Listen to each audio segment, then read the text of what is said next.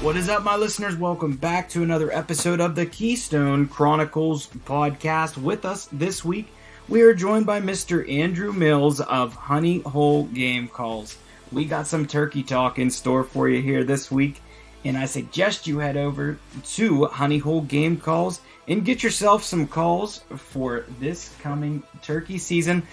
Take a walk with Andrew and I as we get up and down the mountains of Pennsylvania looking for these birds. Andrew is a very well-accomplished turkey hunter, and it shows.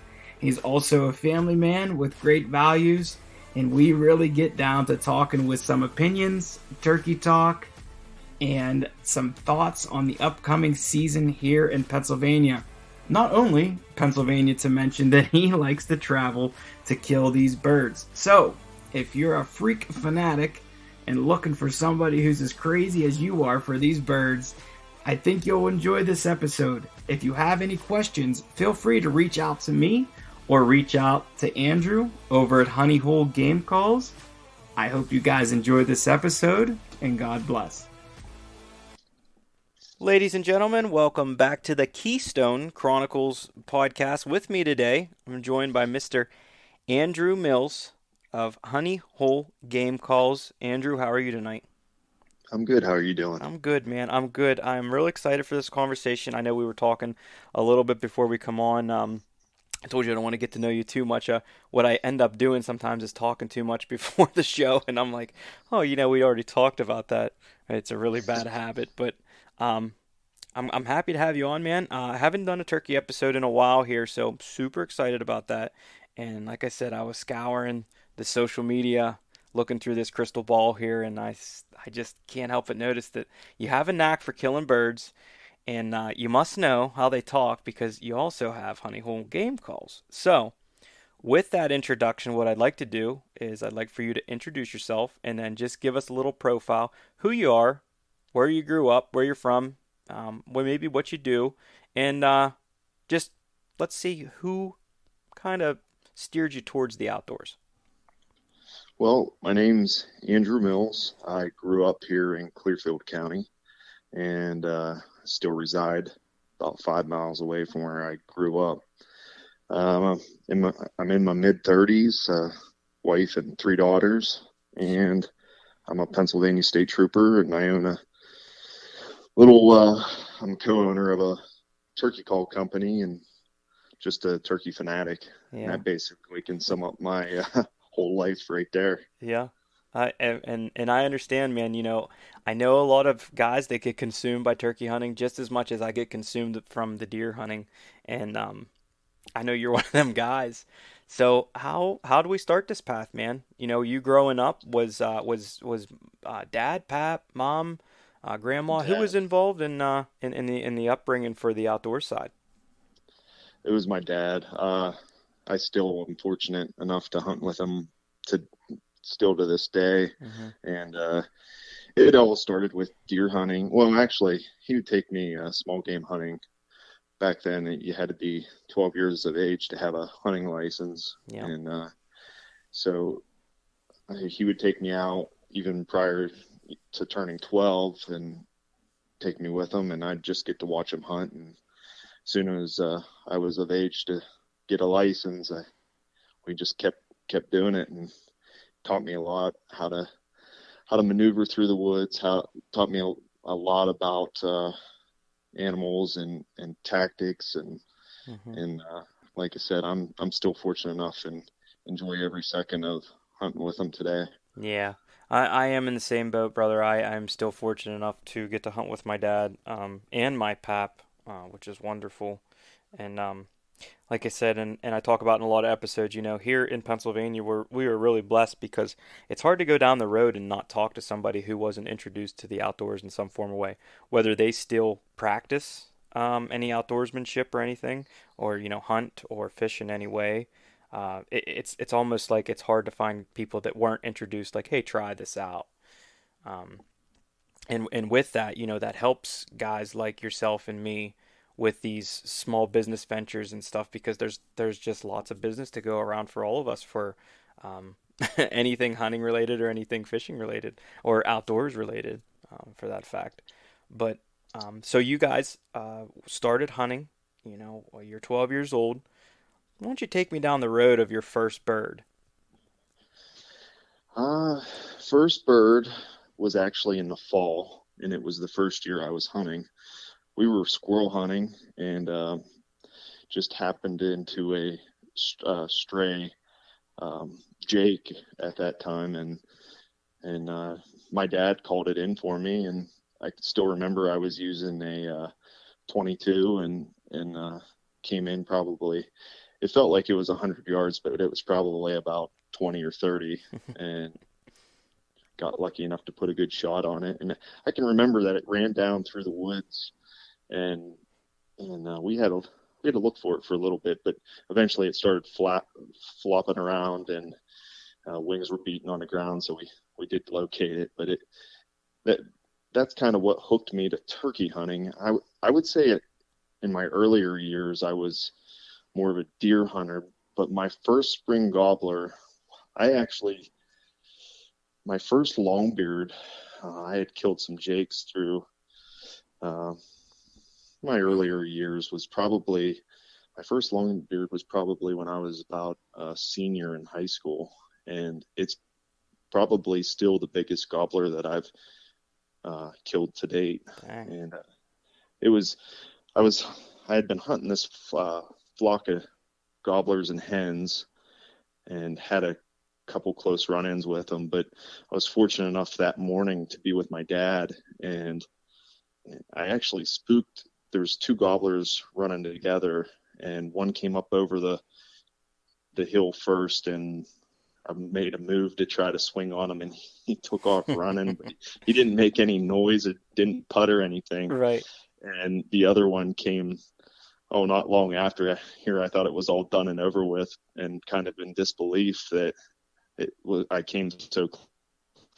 This one came strutting up over the hill, and I still was in position to shoot, but just kind of beside myself, and I just put a good shot on it, and it probably had, oh, I don't know, inch and 3/8 hooks, and Dang. I don't remember. I don't really measure them, but Right. everyone's special to me, and but that one in particular, because my dad was there with me, and we were, he was more excited than I was, I think, Yeah. which, Well, right. And I'm sure you understand that now because you're a busy man. You say you got three daughters, man.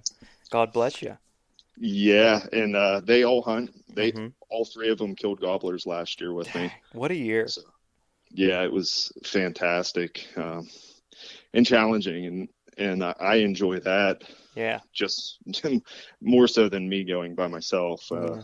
or with uh, every hunt with them is just really special. It's just cutting it up with them and having a good time, and then it's more about just spending time with them. But if they get into a gobbler, or we come close, or we're fortunate enough to get one, it just makes it that much more special. Yeah, I agree 100%, man. It's all about that time spent together, but it is really wild, like how it changes, to where you no longer want to um, get the betterment of things for yourself, and it becomes everything that you can give Yeah, from there out. I totally understand that, man, and it's awesome. And hats off to you for raising the next generation like that. It's really hard out there, and I'm sure you know better than anyone. We have to stick together in this game because it's just like hunting's constantly attacked. And I mean, I'll be the first one to tell you that most people, whether the hunting's going to be legal or not in the future, doesn't really matter to a lot of guys, I don't think. And I don't want to talk like we're doing this illegal thing or anything. I'm just saying, um, we will not be infringed upon it if you get what I'm saying. yes, But yeah. yeah, man, that is wonderful that you were able to get all three of them birds. And then how did Dad make out last year? I actually I got two here in Pennsylvania, and then I did some traveling to other states, and I took down a total of seven gobblers last year throughout my traveling. I made it to, I think it was 5 states total. I came up empty in the one state. Had a really close call, and it's one of the more difficult states to hunt on public, and just came had about a 60-yard interaction with one that I couldn't get any closer. Wow. Yeah, But that's yeah, I had a fantastic season, and my dad, I was with him during one of his um, successful hunts. They're all successful, but I mean harvesting wise. I got you. And I was with my brother for whenever he um, got his gobbler. So I was part of quite a few good hunts, and many more with my two buddies, or my two buddies that I had the company with, I should say, and then a couple other buddies along the way. So I had a lot of great hunts this past year, and I don't know if you can really top it as far as killing turkey wise. We'll see. I'm going to give it a run again. We'll see what happens. Yeah, man. That is wonderful to hear, and I'm glad that guys like you were able to travel around and be as successful as that for birds. So, what's your season look like, man? Vacation time wise, it sounds like that's where it's going to be all spent, right? Yeah, majority of my vacation, which my wife's not thrilled about, goes to spring gobbler hunting. It's my passion. Uh-huh. Obviously I save time to be with them, and we take vacations and stuff. But Right. for myself, majority of my days off I save if I work holidays, Mm-hmm. and I usually take some vacation time to travel around or make a couple trips during the spring. And then obviously I try to finagle my schedule as much as possible so I can spend as many mornings hunting before work. Yeah. Yeah, that's nice to be able to trade some extra hours, whether it's overtime, holidays or whatever, for some PTO time. Um, Definitely, so definitely. what are you thinking for this year, man? Has the weather been, as good as you think it should be? You think that the birds are going to be plentiful this year? Do you think that they're going to take a wiping here with a wet season, or Well, I think I'm in disbelief because it kind of feels like spring on certain days all through it February. does, man? And I think I'm just waiting for the snow to come and Hmm. come end of March and beginning of April, but I hope that doesn't happen. Yeah. As far as bird population, I've been seeing a healthy amount in Hmm. my area, in areas that I hunt, and I see a lot of recognition as far as people are recognizing that turkey population is on the decline Yeah. uh, Yep. throughout the nation. I mean, I think we're pretty fortunate here. Uh, I don't want to say that I haven't noticed, but I think as far as turkey population, we're holding our own. Hmm. Uh, but with that said, uh, I think it could be a lot better. So I started taking steps towards that this year, and started doing a little bit of trapping, and trying to just get the nest raiders and helping out the turkey in that way, Hmm. in ways that I can. Yeah, I know exactly what, the route you're talking about. Do you now at home here in Pennsylvania, do you hunt your own property, or you a public land kind of guy, permission? Where do you usually Uh, go? a little combination of both. Okay. I don't have any land. I'm part of a lease with through a hunt club, Hmm. and I also hunt some public, and then I have permission. I know I grew up here, so I know landowners, and typically a lot of them don't mind me. It's going on their property, and I'll tell you what, having three daughters, if I get out of the truck with one of them, it's pretty hard to say no to them. Yeah, you're absolutely right, man. I get that. I get that. No, I'm fortunate. I have a Hmm. lot of options, but and there's a lot of public around us, but Yeah. it's not the easiest to hunt. As far as mountains go in Pennsylvania, Hmm. it's mountainous area, Yeah. and definitely not the easiest. Yeah. Well, I know the location that you're in, and it's very similar to the location I'm in. So yeah, we have um a hell of a terrain compared to some other places where, maybe flatter, maybe even some of the other states you're traveling to for birds where it might be a little bit flatter. Um, is that something that you look for when you're hunting birds? Are you looking for terrain features?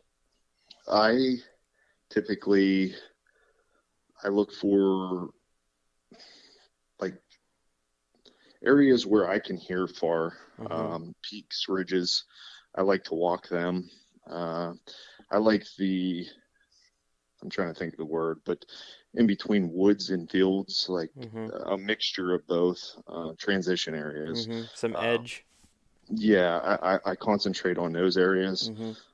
and it seems to it seems to work out that I try to, if I'm not unfamiliar with an area, I definitely try to get to a high point and e-scout as much as possible. I mean, that's the huge advantage now compared to whenever me and my buddies started traveling, whenever we'd be looking at a topo map and, just kind of had to put the legwork in, and now we have these features with the access right to your phone, which is it's a great resource. Yeah. But sometimes I wish it would almost go back to the old days where it Yeah. wasn't as easy for some people. Mm-hmm. But I I don't know. It's I think if you do your scouting as much as you can online and put feet on the ground and you're determined to cover as much ground as possible, um, I think I think you stand a pretty good chance of running into something. With that said, covering ground, I would say I, I I cover ground, but I'm kind of a patient walker, if that makes any sense. Mm-hmm. I don't want to boost anything out. I try to hone in on my surroundings and listening for uh, even scratching in the leaves or anything like sign as far as uh, turkey scratching or turkey scat. So there's a lot that goes into it. Paying attention to your surroundings and moving and listening, it all plays into it. Yeah.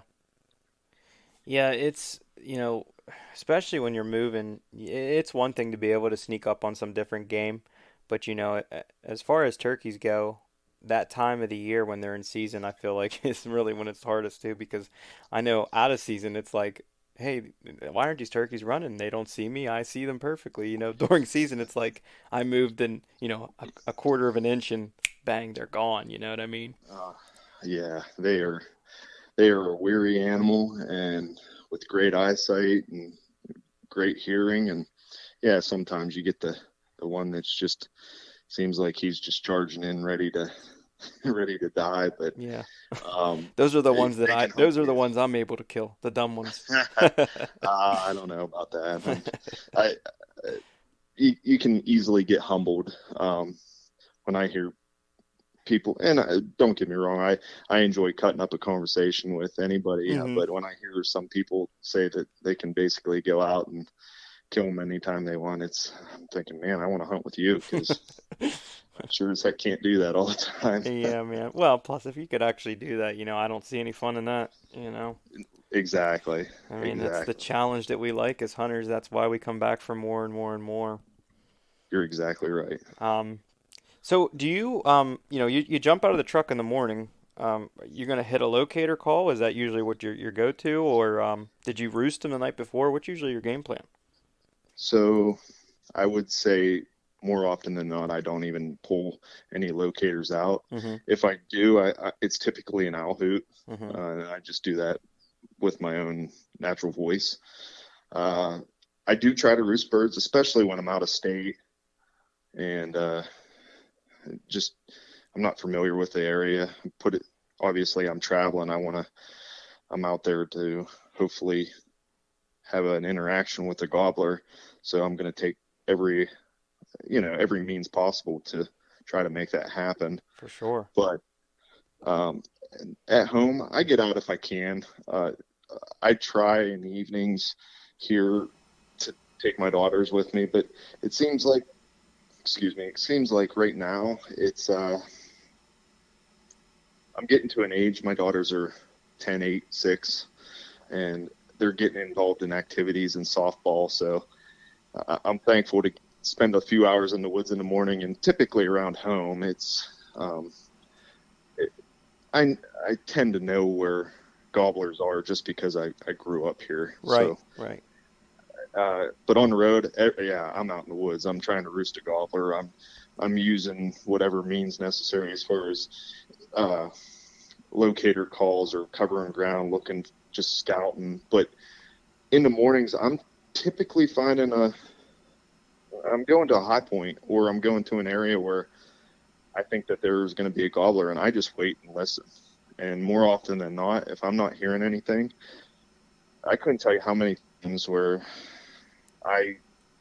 if I don't hear anything on the roost, that doesn't mean they're not there. So I actually was in the state last year and never heard a gobbler. It was kind of a miserable morning.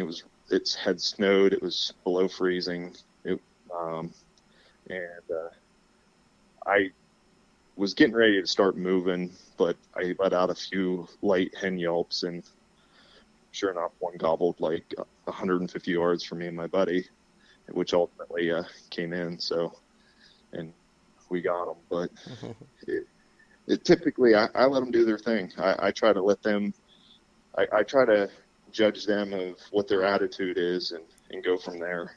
And last resort, then I'll try to crow call or something before moving. Yeah, yeah, I got you. Yeah, they're very smart birds, and I think they're very underrated for what they are. I mean, they are a bird, and there aren't that many birds that are too smart, but uh, they figure stuff out. They really do. Um, Yeah, and every scenario is different. I mean, that's just like I said, I keep using the word typical, but there's different circumstances for, every situation, but more often than not, that's my approach. yeah. Well, when you talk about different situations, you got your birds that have been pressured already, maybe birds that have been shot at, you know, um, birds that Yeah, have seen a thing or two. as the season goes on, the less I call, Hmm. and I do more contentment calls than anything, as far as purring and scratching in the leaves, and light yelps and feeding calls, and different things, just because they have been pressured, they have been shot at, and they might be hemmed up. Yeah. Try to get the hens maybe to work towards me or feed towards me. So I do typically start call a little bit less as the year goes on. Now, And I know that you're saying like you'll call a little bit less, and turkey can be a big game of patience. A lot of the times when I've seen birds and they're not calling back, it's first thing in the morning, they'll call back, and then everything goes quiet, and it is crazy how well they can locate where that call come from because you know you're talking about a bird that may have been a mile away from you, and it's amazing. they're gonna come right to that tree or that area. Yeah, they can pinpoint you within feet. Yeah, yeah, Uh, they're very good at that. I wish Um, I could do that. yeah, yeah, right. I wish we could flip the script on them, but unfortunately, we're not that ultimate of a predator. And yeah, I couldn't tell you how many times I thought one was far away, and the next thing I know, I take 10 steps and Yeah, I busted it or something similar to that. yeah. Well, how long you usually hang out after you call? So say you found a good spot. You thought they were gonna break this ridge, right? And you sit down, you call, and you get a call back, and then it goes quiet. How long you usually hang out until you say, "Hey, I'm gonna make a move"? And I know all scenarios are different. I'm just looking for generalizations. Sure. I've learned over the years to be a more patient hunter, just because of my own mistakes. Hmm. I think a lot of times we we as hunters get a little bit too aggressive, and I'll give it time. The young me would have said, "Let's go," move in on it or try to make a move. Right, But running gun. the older I'm getting, I'm realizing that there's a good chance that gobbler's coming, Yeah. or I've had gobblers take hours to work their way in. Yeah. Um, I don't know. Like you said, every scenario is different, but I give it a little bit. I half an hour if I don't hear something after a half an hour, do a little bit more calling. Hmm. Maybe try to ease into another position or back out and call from another area, depending on terrain. If you can use the the terrain to your advantage, where maybe there's a, a ditch or something that you could get a better that you could crawl down into and get a better advantage point to get eyes on them or make another call from. Hmm. Yeah, it's a game, and uh, their stakes are a lot higher than ours. That's Yeah, for sure. there's no doubt about it, man. Now I do have this is an interesting question for me at least. Have you ever noticed a difference in like your setups or wherever you are when you're calling birds to you, where the birds either want to come, let's say, bilateral on a hill, up a hill, or down a hill? I typically I've seen it each way. I typically try to be above the bird, Hmm. above the gobbler, or on the same level surface or same area. Um, I've called them downhill. I think they, I don't think they prefer to come downhill, but uh, my setups, I typically try to get as close as I can comfortably, and like I said, above them if I can. And it seems like I don't know, I can't say one way or the other if they come in from the side or directly at me. I mean, I've had it. I think they try to take an advantage point coming into you.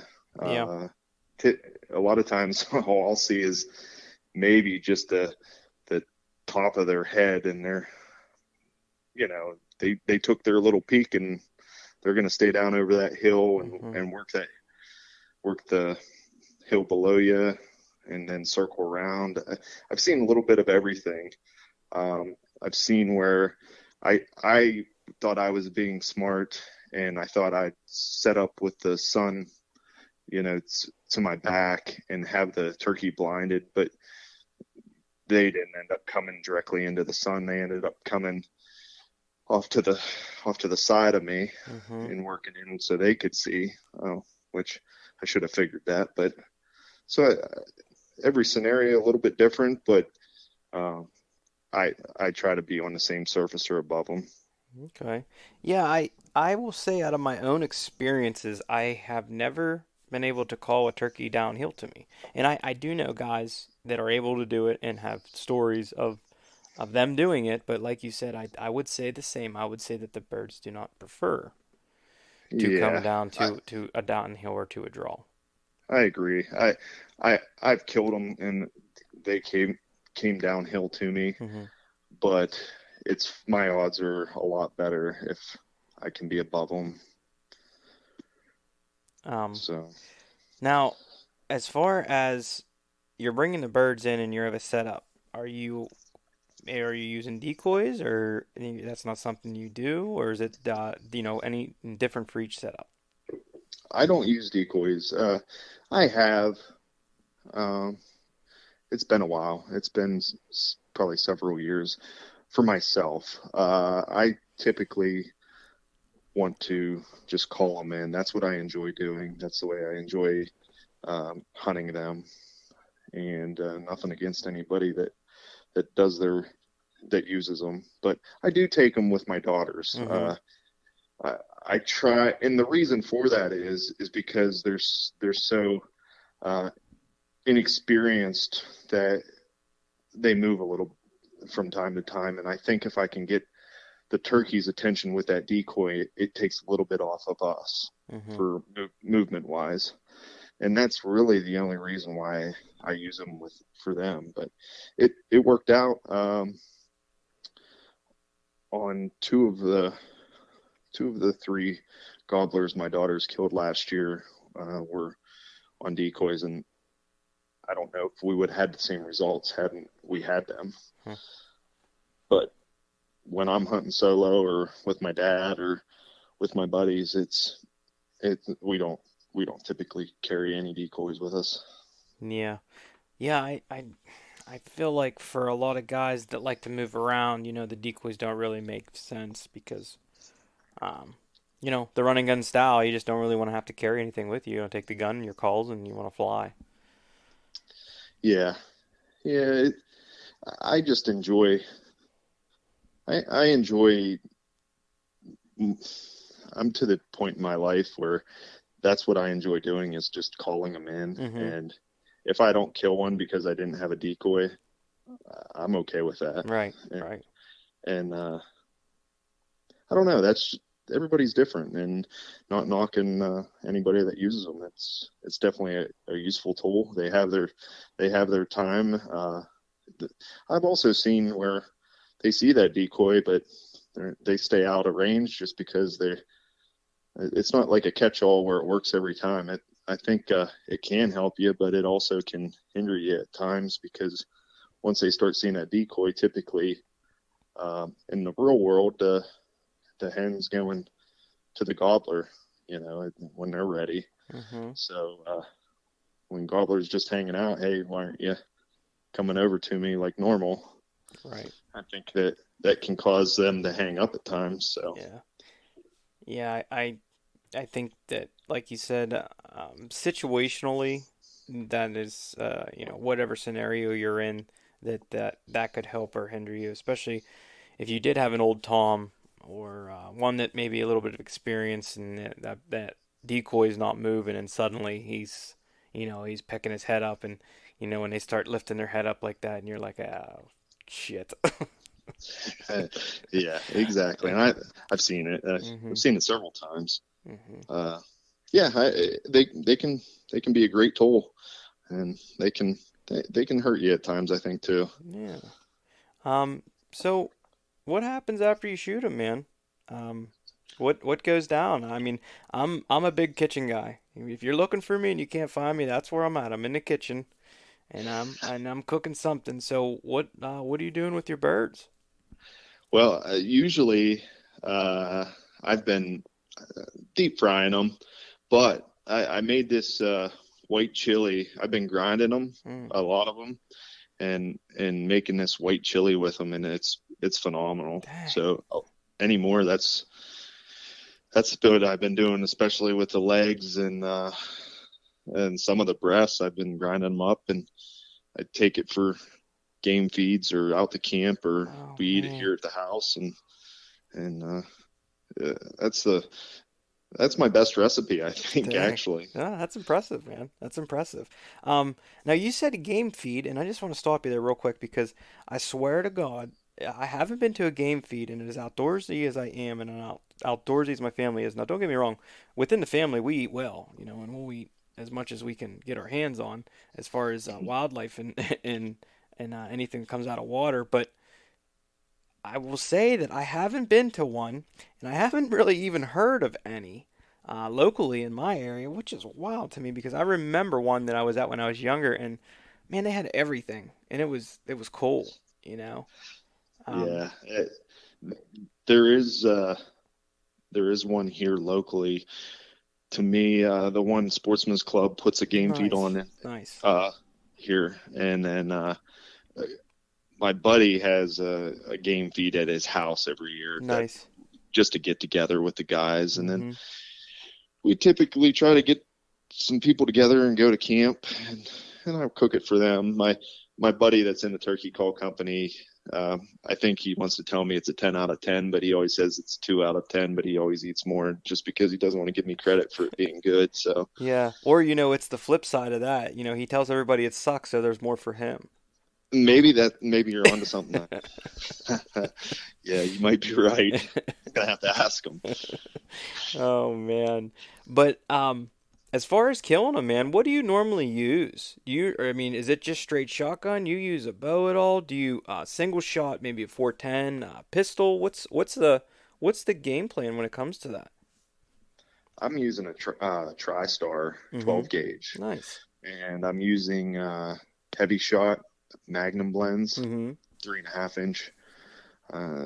It's been a great combination for me. I've been using that gun since I believe it's been 2010 or 2011, Nice. and I just feel so comfortable with it.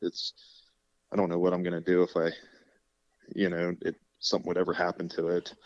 The camo is pretty much all worn off of it. And Uh-huh. the same buddies that are in a turkey call company with me, they uh, they pick on me quite a bit because my camo on my gun's like more of a tan color now. Mm-hmm. Yeah. But my daughters are using the 410. I have a couple of them, but Nice. and they're using the TSS loads. Yeah. Yeah. That's a hell of a load, man. It Those are really is.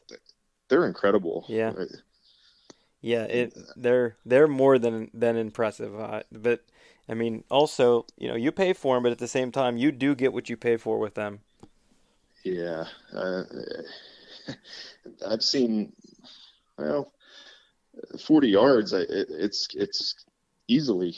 I mean, that's what I pattern them at, Hmm. and I believe in making sure that your gun's shooting where you want it to be and know what your pattern is and know what your gun's good to. Because the last thing you want's a injured gobbler. But Yeah. uh, all day long with the setup I have for them, they're 40-yard guns. Yeah. I think optimal is 30 yards, I would say. Hmm. But yeah, I wouldn't be afraid to shoot 40 yards with one. Yeah. Yeah, they're very impressive, man. And my dad, he actually just bought one recently, single shot 410. We have a couple, I think two other ones from growing up, and just a cool load, really cool load, which really actually kind of seems like it's dying other than just the turkey loads. I don't Yeah, really see. is it the Stevens 301? Is that what he got? Yeah, I think his isn't. They didn't have that one in stock, and he wanted to buy one that same day. So I'm trying to remember. His actually breaks in half, like not like takes Yep. apart, but like yeah, like folds. Yeah, that's I have one of those Okay, in a Steven Savage. okay, It's 301. I mean, there's probably a couple of different ones, but yeah, that one's been really good to my kids. It's very reliable. That's the one they prefer to use, yeah, actually. yeah. Which is awesome, man. Now I know. He just bought one. Um, our daughter just turned 2 here not too long ago, and she he she's already got a gun waiting for her here in the gun cabinet, and it's a 410. It's a Rossi. Um, it's a youth model Rossi, and it's a 410 single shot. I think you can switch the barrel out 22, and I don't know if you can do a 20 gauge on it or not. Maybe I know if you could, it'd probably pack one hell of a punch. Um, as far as small as it is, but yeah, the 410 game is really amped up for the turkey guys. But like I said, I haven't really seen many small game loads or anything with it. But the TSS shot, I think the popularity is way way up for that. That's what I've been seeing as well. Actually, the 410 loads. I've been trying to locate some light loads just Hmm. because of small game hunting. If Yep. they ever want to go, Heck yeah.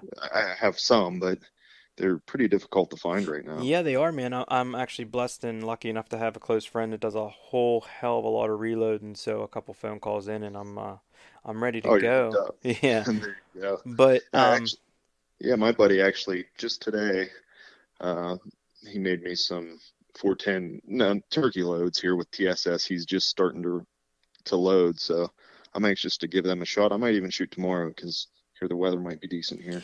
yeah, same, man. I'm excited about tomorrow's weather. Um, but yeah, they are hard to find.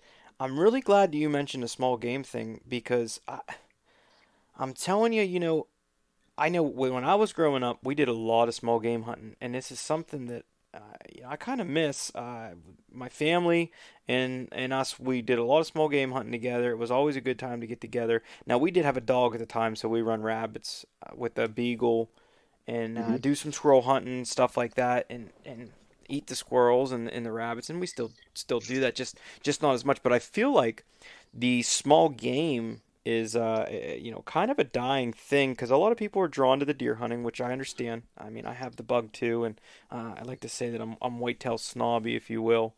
But I do miss the small game hunting, and I'm very glad that the Game Commission did come out with the squirrel season coming in early now. It comes in the first week of September. I hope that they keep it that way because it was always that way in Ohio. And my dad used to actually take us over the border there into Ohio so that we could hunt squirrel before the Hmm. deer season would start.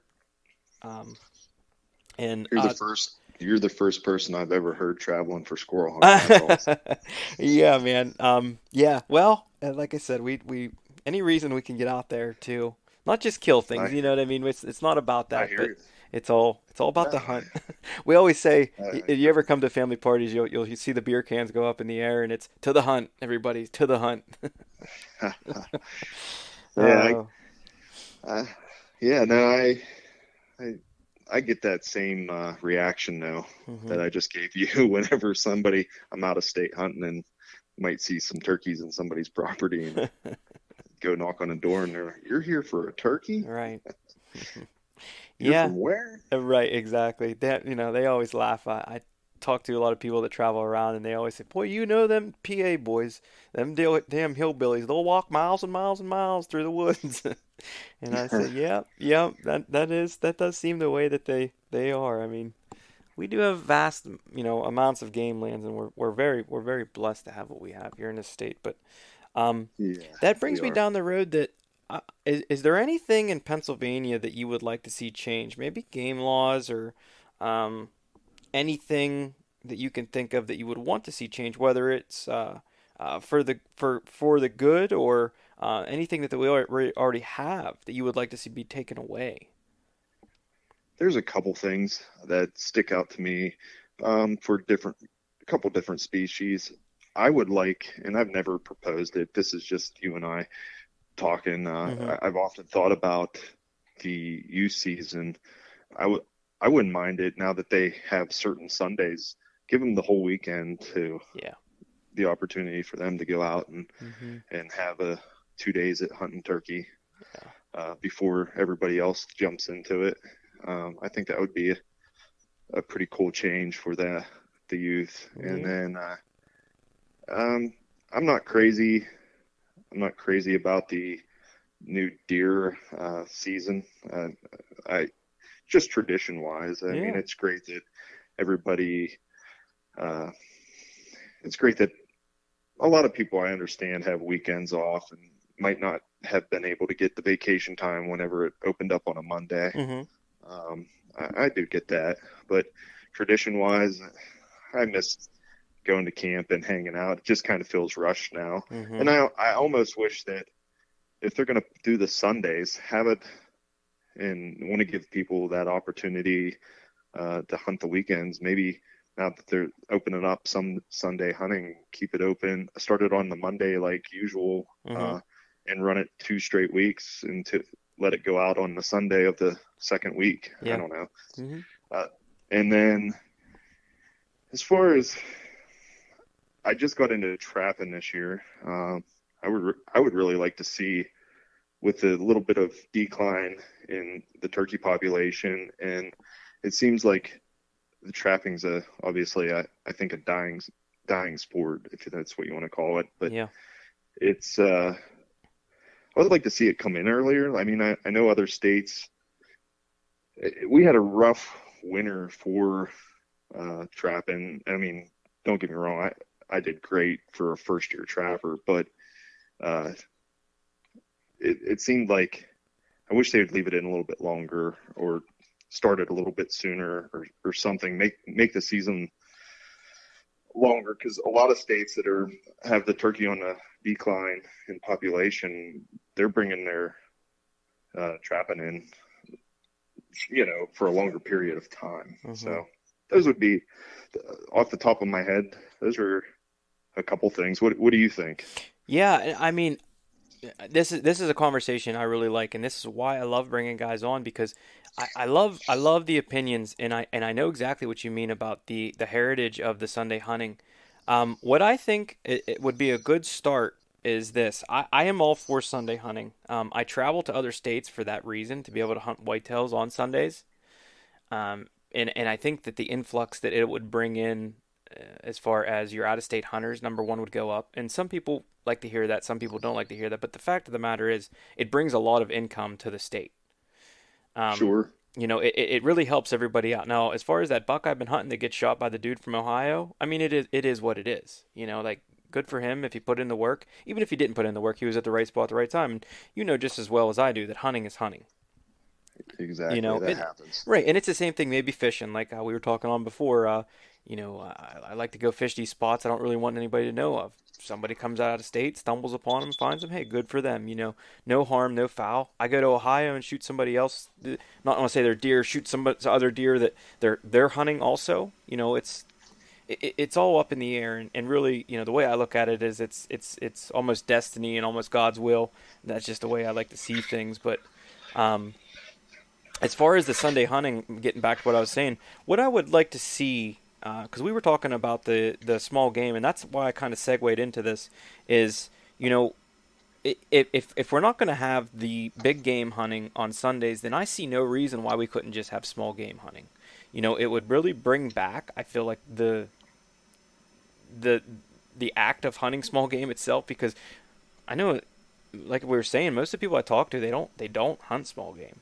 Now, No. there are occasions, like I know February seems to be a month that I see a lot of guys go out and rabbit hunt, which is great. Second season is really wonderful. There's a lot of rabbits to be killed in second season, but usually it's because they got cabin fever, then the deer season's almost wind down, or they already filled their tags. So Yep. the second season's great. I don't want to see that disappear in any way, but what I mean is, hey, you can only hunt squirrels, rabbits, grouse, whatever else they can think of on Sundays. I have no problem with that. I think that differentiates our state a little bit, but it also lets people be in the woods and go hunting, because I just don't, it's one of them old laws that I don't really understand. As far as a Saturday opener, I mean, I really don't get excited about whether it's on Monday or Saturday, but the fact of the matter is, I never had the hunting camp per se, and I Hmm. feel like a lot of the guys that I talk to, I don't want to say just guys, the people that I talk to, they grew up with the hunting camp, so that is what they want. And I understand, I know what they mean by the heritage, like, oh, they laughed when they were kids about their uncle getting drunk and puking, and that's funny to me too, or just the stories you hear, and I do understand what you mean about it's kind of rushed, you know. But on the flip side of it, me now and the place that I'm in, and me even 10 years ago, is like, the hunting trips and stuff that I would go on with my friends and still do, is like, I'm like all business, like I'm there, I'm there to have fun, but like I'm gonna hunt, and if you don't want to hunt with me from dark to dark, like, we're probably not gonna go together. Or you can Yeah. be, or you can be the camp bitch per se, you know what I mean, Yeah. like, because that's what I want. But as a whole, I love the youth thing. I love it. I think that any advantage that the youth get over, per se, the common population, absolutely. Like, there's nothing better than taking the youth in the woods, and the first time you got 20 does out in front of you. Who cares if they're does? You know what I mean? Even Right. one doe, one Yeah. deer comes out, and they're just like in awe, and it's like they don't even know how to act, because I even remember being in that position, and I remember my first deer, and I know, just, I asked you the question as soon as we started the podcast. Hey, tell me about your first turkey. Bang, snap, right away. It was right on your mind, and it doesn't leave your mind. So I think that what you have in mind is a great idea. Hmm. Any advantage that they have to get in the woods and get it done before the common population comes, it should be, and it should stay true. Uh, I agree. Yeah. It's hunting is a dying sport. hmm Yeah. I don't really like to call it I don't know if Right. sport's the right term for it, but It's hard. It is really hard to put a term to it. I think that the nomenclature you think of saying sport is because they that's kind of what's been dwindled in. Instead, I mean, what are you going to call it? Oh, killing. We like to go out killing. Yeah, I mean, that is essentially what we're doing, is going out to kill something. But it's way more than that. And even with shooting birds and stuff. I know you probably have your moment. You go up and shoot your bird, and you just like are kind of just taken back by the beauty, the awe, the respect you have for the animal. It's kind of hard to explain, except for the people that listen to the show who probably are hunters and hunting and fishermen, and they get it without us even getting into that feeling in that moment. Yes, and I couldn't tell you how many times that, especially when I'm by myself, if I am lucky enough to harvest a gobbler, I spend a lot of time with a sitting by a tree or Hmm. just taking it all in, and I don't pick up my I've learned to not pick up my phone Hmm. and just kind of enjoy that moment. And Yeah. it's ever so true that if I could breathe life back into that turkey, I would do it. Yeah. But unfortunately, that's not the way it's meant to be. I feel like a lot of the older gentlemen that I work with, and we get into this kind of conversation about talking, uh, the kind of the way you change as you get older and more mature as a hunter. Um, I like to say, "Oh, I'm getting soft in my old age." I'm only 32 years old. I laugh when I say that, but you know, I think what happens is, like you just said, I'd love to just breathe life back into the bird, and I think what happens is, your connection just becomes so strong, and your respect level becomes so high. The more you understand about the prey that you're hunting, that you kind of just want to see them. And I know what a lot of people have done is they'll actually put the weapon down and pick the camera up. Yeah, And I'm not to that point yet. right, right. Well, I'm you're, not, hey, but I you're. could see it. Hmm. I I could see myself doing that. I don't want to say anytime soon. I'm on this recently. I got into the mission of I would like to complete the U.S. Slam and kill a Nice. gobbler in all 49 states. I'm still pretty far away from accomplishing that goal, but if I never get it, I'm good with it. But it gives me something to try to achieve. Hell yeah, that's awesome. And but otherwise, I think I think I'd be okay for the most part. I'm getting to the point where if I was just filming my daughters hunting Yeah, or buddies hunting or being with my dad, and I think I would be okay with that, but yeah, not quite to that point yet. yeah. Well, you know what? You have a lot of training to do, man. You can't hang it up yet. You're raising three killers. You're teaching the next generation how to get it done. So yeah, there's no time for that. Keep the weapon in your hands. You know what I mean? For now, yeah, yeah. I hope I always have that fire to go out there and hunt them, Hmm. and maybe I will. I Yeah, don't know. Never know how you're gonna. But like you said, I'm evolving. The older I get, yeah, uh, the more time, the more I realize how special the moment is, yeah, and yeah.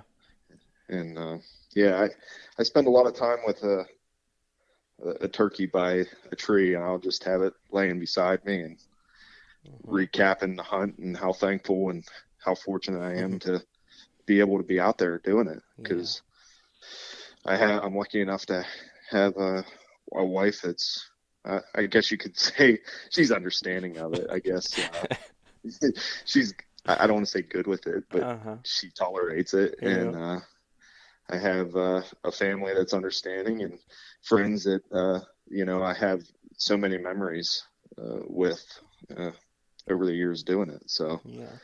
it's Yeah, fantastic. and that's what I love to promote about the outdoors, man. Like I know, a lot of sports teams, and I'm just trying to think of other things that you do together that will bring you that kind of camaraderie. And I've done it. I've played the sports and been on the teams and worked with guys and all that stuff. But I just don't think that I've done anything in my life to where it compares to being outdoors and especially hunting and being able to be successful, not maybe not even be successful, but just to be in that moment, Mm. especially after a kill, like because I know like we do a couple deer drives and stuff, and it's like even when they're not deer driving, it's like when you're hunting as a group, if so and so shoots a deer or a turkey or what have you, whatever you're hunting, it's like they didn't do it alone, and it kind of feels like we did that, right?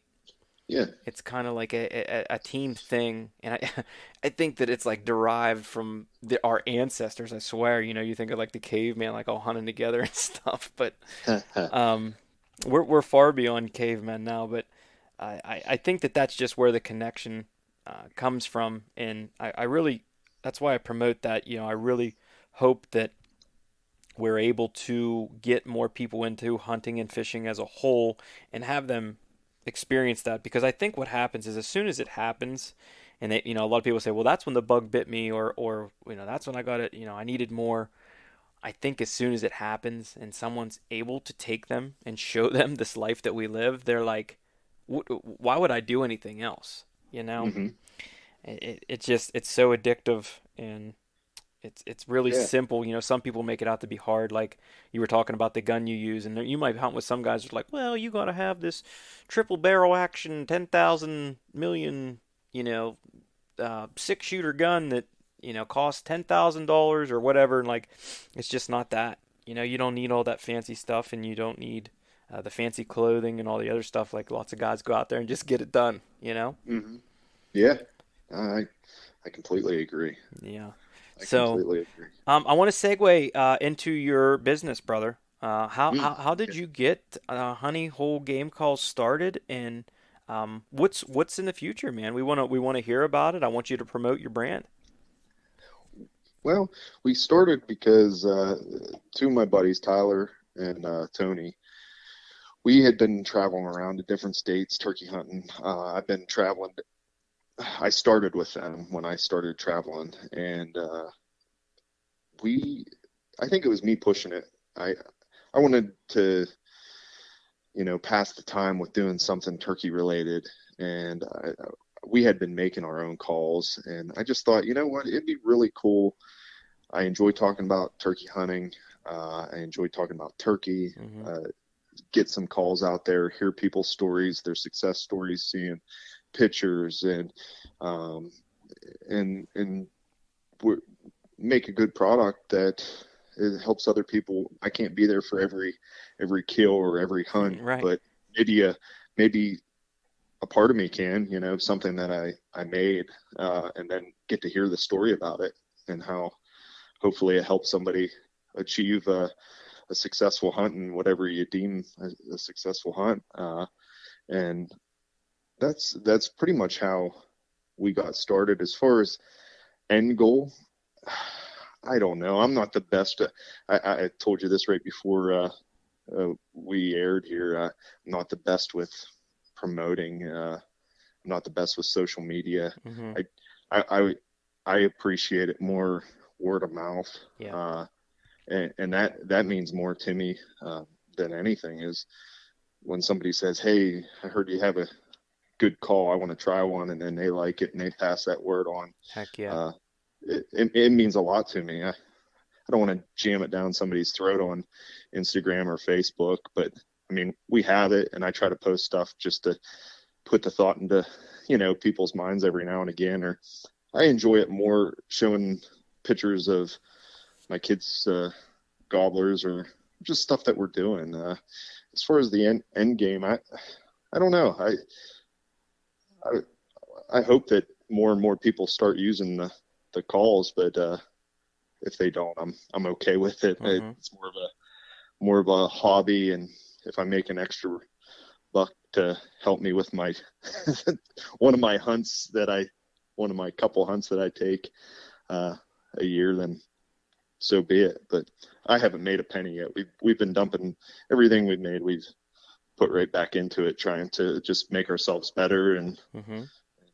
and try to reach out to people a little bit and make more calls and see where it takes us. I don't know. I really don't. We've only been doing it since 2019 as a company. Now Hmm. Tony's been making calls for. Oh, he's the one that actually showed me how to make calls.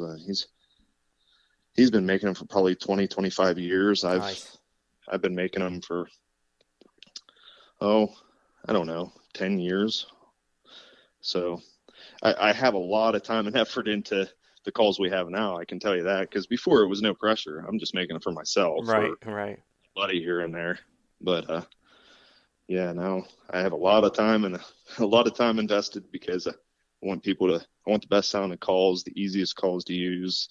Uh, and we even started making 30, I call them youth calls, but they can be used by people with smaller palettes. So Hmm.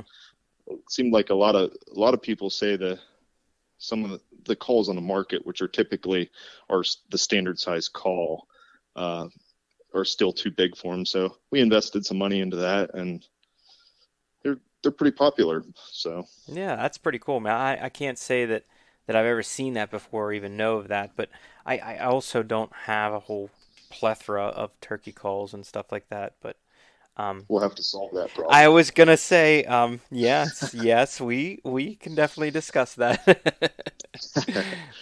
Yeah, I can tell you that I do know how to use them. I might not win a turkey calling contest, but I like to play around. So, Oh, um, that's all right. Yeah. Believe me, I can't win a turkey calling contest. I have a call in more often than my wife would want me to. yeah. Let's say that. Yeah. I Well, think hey, you know what the next thing you'll have to do though is you're gonna have to start raising turkeys, and then that's how you're gonna learn. well, you joke about it, but I have a pen in the backyard. I did raise turkey. There you go. Yep. So yeah, 2 years ago, this is kind of a funny story. Uh, my my wife didn't really want the turkey, obviously, Right. and this is probably the third batch that I have had throughout the 10 years or so that I had the pen. And I went away for a training for work, and I asked her to feed the turkey and stuff for me. And she jokingly said, no, I'm not taking care of your turkey. So I paid my daughters. I said, make sure, of course, they jumped on it. They didn't mind. Right. But they went up there like, now keep in mind, I've had these turkey for quite some time. Just so happened that some predator dug underneath my pen and got in there and killed them all, and it was like it was a gruesome sight for a couple young girls to see. Oh So man. go figure, it's the couple of days that I'm gone during this training, but I don't think my wife was too disappointed that happened. But Man. Yeah, but hey, even now, like you said, you're doing your part on the predator control. So, trying, yeah. And I really enjoyed that. I YouTube's such a asset to people. It's at people's fingertips to just learn how to do stuff, and that's a lot of how I did. I mean, I asked a couple buddies how they, you know, for some details of how they trap, but yeah, I got really I caught a coyote, I caught a handful of fox, a bunch of raccoons and skunks, and I ended up also catching a fisher during the 2 week season. So I had nice. a pretty good season, I think, for somebody that doesn't really know what they're doing. Oh man, I want to fisher so bad. It's just one of them things. Like for some whatever reason, I have no idea. I really want to get one mounted, and I want to have like that, like the translucent like water that they do, and then like you can kind of see below the water and have like some freeze dried minnows or something, and have them like on a limb, like hanging down, like he was gonna catch the minnows. I just have this envision. I need it. Well, that's pretty cool. I Yeah, I did just take mine to the taxidermist, but I don't have that. I don't have quite that layout, but I I gotcha. like it. I Yeah. like it. Yeah, Maybe that's I next got a time. lot of mounts. I was raised, luckily, my taxidermist, I'm sure that by now my dad has put their kids through school and all that because we were really spoiled growing up with our mounts and stuff. Hey, catch a big 20 some inch trout, it's going on the wall. I remember, we had fox squirrel mounted, snowshoe hares, bears, turkeys, coyotes, um, raccoons. I mean, yeah, if you can think of it, man, it's on my dad's wall. You've got it mounted, Oh huh? yeah, my mom It probably has. would have been cheaper to put you guys through a taxidermist school You know there. what? Honest to God, I was gonna do that and head down that road, and I'm telling you, like, it probably would have been cheaper, man. Really, I'm telling you. My dad's house is It's not cheap anymore. no, Well, no. not that it ever really was cheap, but Yeah, It's like anything. Price is going up with everything. Heck yeah, man. Well, you pay for Hey, good work it's too. yeah, it's great. It's memories that are more valuable than the money. Yeah. Well, it's always funny because, like I always say, them deer heads, they mean everything to me. But the day that I pass away, unless my kids want them or, my wife wants to keep them for a keepsake, like they don't mean nothing really to anybody else. No, you're exactly right. So, Unless that person, was there with you or experienced it or, true. that'd be something different. Yeah. Yeah. Like I said, maybe, maybe kids or, something along them lines, like, maybe my dad's deer heads or something. Like I can tell you they're not going nowhere. They'll definitely be with me or my brother. Um, but I just want to kind of wrap it up with here, brother. How about let's do you like I know you're such a big turkey guy. Do you do like any hunting outside of turkey season? I know you do a little bit of deer hunting and such, but is there anything else that you look forward to outside of turkey hunting as far as hunting, and especially if it's Pennsylvania related? Yeah, I archery hunt. I'm pretty big into archery hunting, especially when it comes to the rut. Hmm. I try to I try to stay home as much as possible, but I always tell Molly, my wife, that once Halloween gets here, you probably won't see much of me until archery's out. But I'm telling you, I can see myself already hooked on this trapping. Nice. It's an art that I think I would like to get better at, and I really enjoyed it, and it was something that I could take my daughters. They loved going to check traps with me. That's They awesome. thoroughly enjoyed it, Yeah. and those are the two main things I hunt, or is turkey and deer, and now this trapping. But in second season, uh, I go with my father-in-law and my brother-in-law, and we hunt rabbits. Hmm. And usually, this was the first year I actually didn't get to hunt because my daughter was playing basketball on Saturdays and just didn't work out with my schedule. So, Hmm. but I've always had a blast hunting rabbits. And Yeah. when I was younger, I hunted everything. I mean, if groundhogs and crows and you name it, I did it. So Hmm.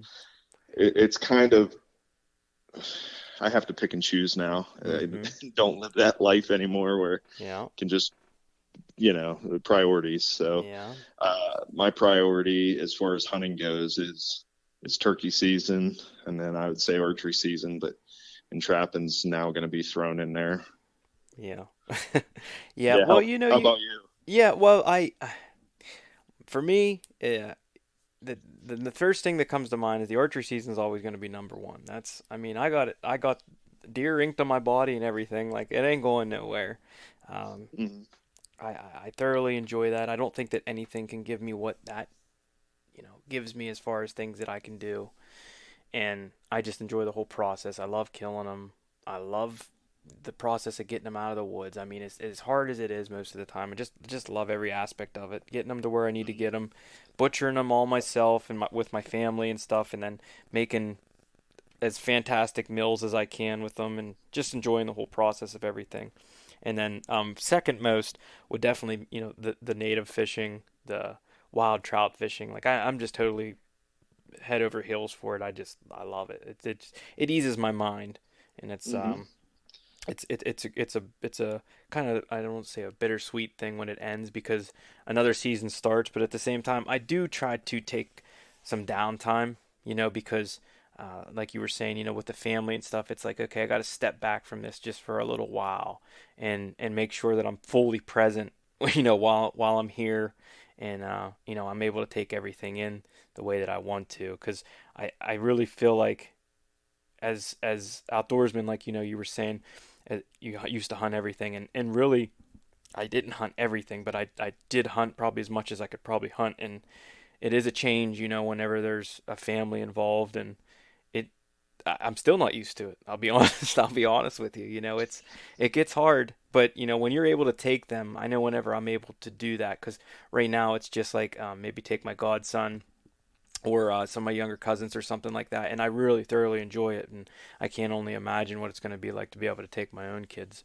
Um, It's amazing. yeah, so that's the agenda, man. That's what I'm super excited for. But at the same time, I love when people reach out to me and they're like, "Hey, man, you help me out." Absolutely. I think that, I can always find time to help somebody out, especially when they want to learn something about the outdoors. So, um, Yeah, no, I completely agree with all of that. It it's such a joy to see a kid or someone you love to, successful at whatever they do, and if it's hunting or whatever, and you don't want to miss those moments. And just like I said, I enjoyed watching my daughter play basketball on Sundays. I yeah, mean, yep, I'd rather do that than go hunting rabbits. yeah, But no, time's precious, that's for sure. yeah. Well, yeah. There's nothing more precious than it, that's for sure. Um, but I kind of want to end our conversation here, brother. But before I let you go here, I would like for you to promote your calls, let everybody know where they can find you at, and Okay. how they can get a hold of you. So we have a website. It's honeyholegamecalls.com. And then you can also find us on Instagram, which is honeyhole game calls. I think I just did it now where there's no spacing in between honeyhole and game calls or Hmm. anything. So, and also on Facebook, same thing. We have Facebook, Instagram, and a website. Um, if we have an email also, it's honeyholecalls@gmail.com. You can contact us on any of those platforms, and usually I'm pretty good about checking them a couple times a day. So if anybody's interested or has any questions, feel free to reach out to us. All right, brother. Well, I greatly appreciate you being on the show, Andrew. It was a great conversation, just as I thought it would be. Um, Well, thank you for having me. yeah, absolutely, Really man. enjoyed it. Yeah, hopefully we can hear back from you here after the turkey season. I'd love to check in and just see how it went. And from the sounds of it, I mean, there's going to be some death, is what it sounds like. These thunder Well, chickens better watch out.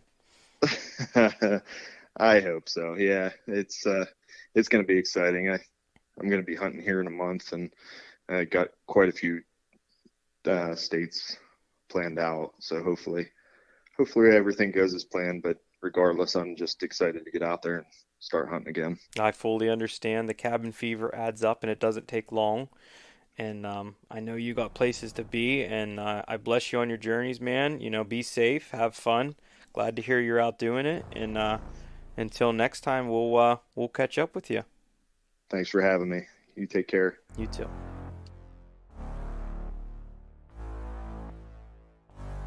That wraps it up for another episode of the Keystone Chronicles podcast. Guys, I really hope that you're enjoying all these episodes I'm bringing you, and I hope that you're getting value in some form or some way, because I'm trying the best I can to bring that to you. Please don't be afraid to reach out, and feel free to tell me whether you like the show or you love the show. If you hate it, well, that's too damn bad. And if you love it, I'm going to bring as much content as I can to you, finding the best guests I can in Pennsylvania and the surrounding areas. So until next week, like, subscribe, and comment on whatever platform you're listening to. Thank you so much. See you soon.